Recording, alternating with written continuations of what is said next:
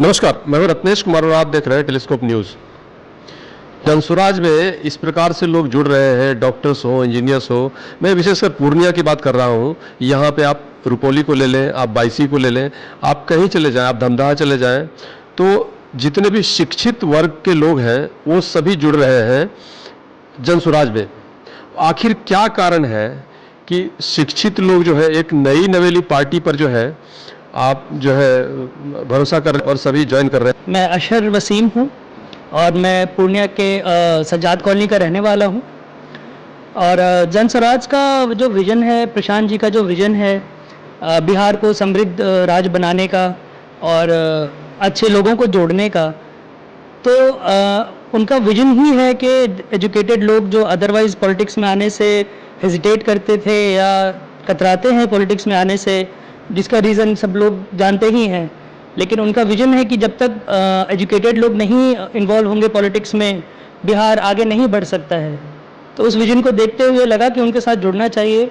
और ऐसा अपॉर्चुनिटी, ऐसा मौका कम आता है कि इस तरह का कोई प्रमोट करे कि एजुकेटेड लोग सामने आए, ये नहीं कि जो चला आ रहा है परिवारवाद उसी को आगे बढ़ाया जाए।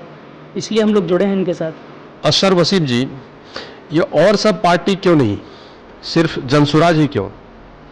देखिए, सबसे बड़ी बात है कि जनसुराज जैसी पार्टी है, हम लोग को अगर लग रहा है कि हम लोग को अप्रोच किया गया, हम लोग अप्रोच किए जनसुराज को, गिनी चुनी हुई पार्टीज़ हैं वो हमारे समाज से स्पेशली एक्सपेक्ट करती हैं कि हम लोग कार्यकर्ता बन के रहें, या एक वोट बैंक की तरह हम लोगों को हमेशा ट्रीट किया गया है। जनसुराज में भागीदारी की बात है, जनसुराज में पार्टिसिपेशन की बात है कि जितना एक वर्ग का रिप्रेजेंटेशन है नंबर्स में, वही रिप्रेजेंटेशन होगा आगे लीडरशिप में भी। तो इस तरह की बात जनसुराज के अलावा कोई कर ही नहीं रहा है। बाकी जो पॉलिटिकल पार्टीज़ हैं उनका उद्देश्य है कि आप या तो उनके कार्यकर्ता बने या वोट बैंक बने, लीडरशिप की कोई बात नहीं है। तो जनसुराज अगर इतनी अपॉर्चुनिटी प्रोवाइड कर रहा है तो नेचुरल है कि जनसुराज को हम लोग चाहते हैं कि प्रमोट करें और प्रशांत जी के विजन को हम लोग आगे लेके जाएं। तो कहने का मतलब इसको इन शॉर्ट अगर बोले तो आप परिवारवाद के जो है खिलाफ इस पार्टी में जा रहे हैं, या जो जातिवाद की राजनीति करते थे या धर्मवाद की राजनीति करते थे, तो वो जो एक वोट बैंक का इस्तेमाल करते थे। असर जी मुस्लिम समुदाय से आते हैं, मुस्लिम समाज से आते हैं, तो जिस प्रकार से और प्रशांत किशोर ने जिस प्रकार से घोषणा की है कि जिसकी जितनी भागीदारी या हिस्सेदारी उनको जो है उतना मिलेगा, उस हिसाब से टिकट मिलेगा, ऐसा मैं पहले भी सुन चुका हूँ। जी, प्रशांत जी के विजन में ना जाति, ना धर्म, ना समुदाय, इसकी कोई जगह ही नहीं है, ना इसके बारे में वो कभी बात करते हैं। यहाँ बात हो रही है नंबर्स के हिसाब से, चाहे वो औरत लेडीज़ के पार्टिसिपेशन की बात हो या माइनॉरिटीज़ की हो, या इरिस्पेक्टिव ऑफ कास्ट या रिलीजन, इसका कोई मायने ही नहीं है हमारे विजन में। जनसुराज के विजन में इसका कोई मायने नहीं है। हमारे यहाँ नंबर्स के हिसाब से पार्टिसिपेशन की बात हो रही है। जिन लोगों के जितने नंबर्स हैं उतना उनको मौका मिलना चाहिए, अपॉर्चुनिटी मिलनी चाहिए, उतनी उनकी पार्टिसिपेशन और भागीदारी होनी चाहिए। तो कहने का मतलब है कि इस बार आप जो है चुनाव लड़ रहे हैं जनसुराज? देखिए, अभी तो चुनाव कौन लड़ रहा है, ये लड़ रहा है, कौन लड़ेगा। जनसुराज एक पार्टी के रूप में इस बार बिहार में चुनाव लड़ रही है? बेशक बेशक जनसुराज इस बार लड़ रही है और पूरे स्ट्रेंथ के साथ लड़ रही है, और बिना किसी के अलायंस के लड़ रही है, और पूरी 243 में से 243 सीटों पे लड़ रही है। और महिलाओं की भागीदारी के विषय में भी हमने सुना था। जी, महिलाओं की भागीदारी सिर्फ नंबर्स के लिए नहीं है, डिसीजन मेकिंग में भी हमारे पार्टी में लेडीज़ का बहुत, जो महिलाएं हैं उनका बहुत अहम किरदार है। डिसीजन मेकिंग में भी महिलाओं का एक अहम रोल है पार्टी में। जैसे मैंने पहले भी कहा कि 243 में से 243 सीटें हम लड़ेंगे, और अभी तक जैसा हमारा पार्टी का एक विजन है कि कम से कम 40 सीटें महिलाओं को प्रोवाइड की जाएँ, जिसमें महिलाएं फ़ाइट करेंगी, और आगे सिर्फ फाइट नहीं करेंगी और डिसीजन मेकिंग में भी पार्टिसिपेशन रहेगा, और फ्रंट से लीड करेंगी महिलाएं भी। तो आपको लगता है कि प्रशांत किशोर जो है वो बिहार के लिए दूरदर्शी नेता साबित होंगे? देखिए, ऐसा तो जैसा सब जानते हैं कि प्रशांत जी एक दूरदर्शी नेता हैं, और उनको एक्सपीरियंस है अलग अलग स्टेट्स में अलग अलग नेताओं के साथ, और एक्सपीरियंस नेताओं के साथ उन्होंने काम किया है काफ़ी वक्त तक, और उनका अपना विजन है कि बिहार को कैसे ये बनाया जाए इस तरह का कि नेक्स्ट जनरेशन जो है बिहार का, वो बाहर के स्टेट्स में ना जाए काम करने के लिए, बल्कि बिहार इतना विकसित और उन्नत हो कि बाहर के स्टेट के लोग यहाँ पर आएँ। क्योंकि अगर इस जनरेशन ने भी ये अपॉर्चुनिटी गंवा दी तो फिर वही एक साइकिल चालू हो जाएगा कि हमारा नेक्स्ट जनरेशन भी फिर दूसरे स्टेट्स में जाएगा काम करने के लिए और एक सेकंड क्लास सिटीज़न बन के रहेगा अपनी ही कंट्री में। तो ये विज़न बहुत अहम है हमारे लिए और टाइम और बहुत क्रूशियल है ये वाला इलेक्शन हमारे लिए कि इतनी बड़ी अपॉर्चुनिटी नहीं मिलेगी लोगों को दोबारा, और महिलाओं का ऑब्वियसली भागीदारी हम लोग बहुत सीरियसली ले रहे हैं इस चीज़ को।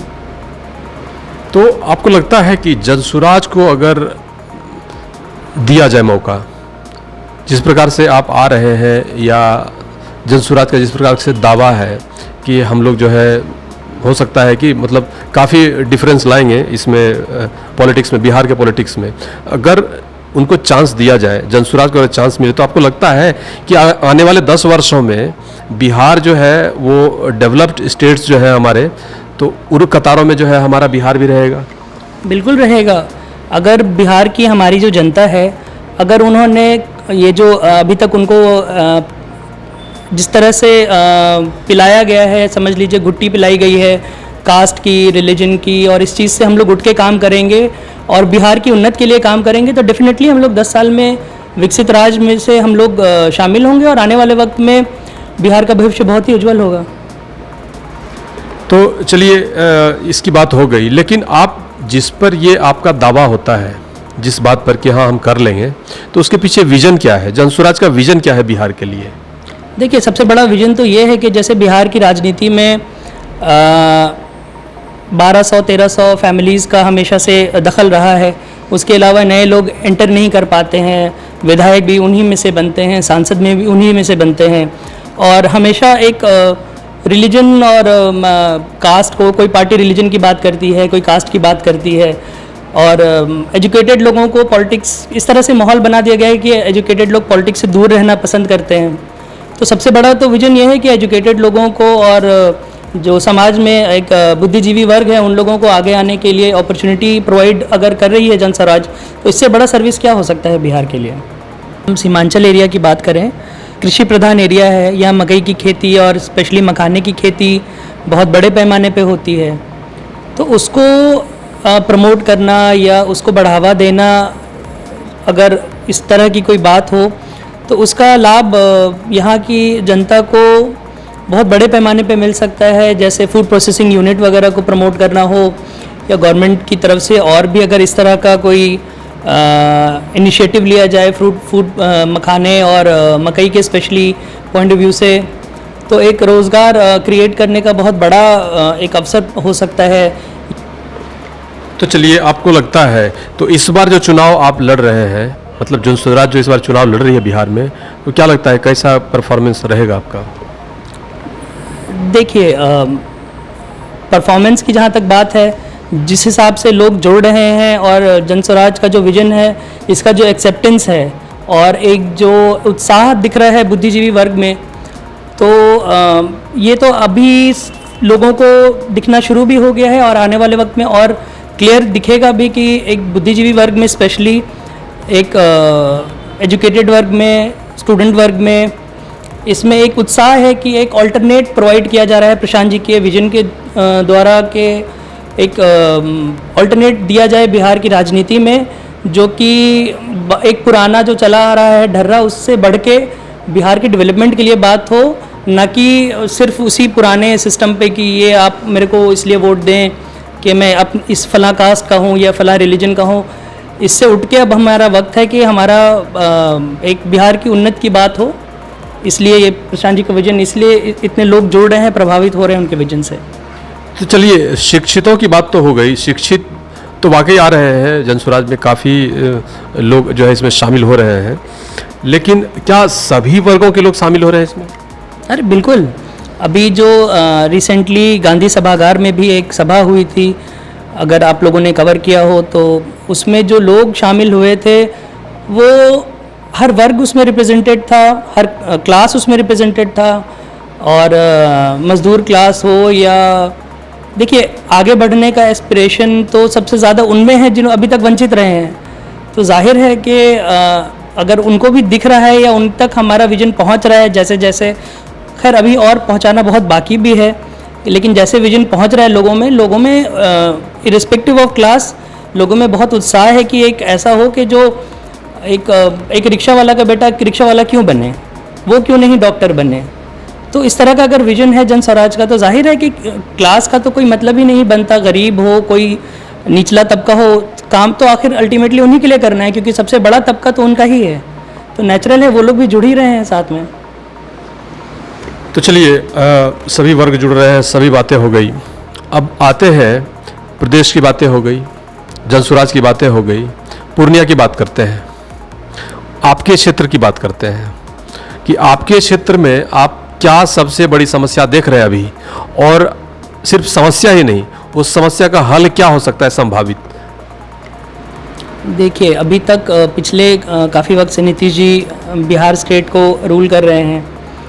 शुरुआत में उन्होंने ऐसा लगा कि कुछ नया करेंगे, नया विजन कुछ दिखा उनका, लेकिन अल्टीमेटली वो भी सीजन पॉलिटिशियन हैं। अब उनका तो मकसद ये रह गया है कि कैसे सत्ता अपना बचाया जाए।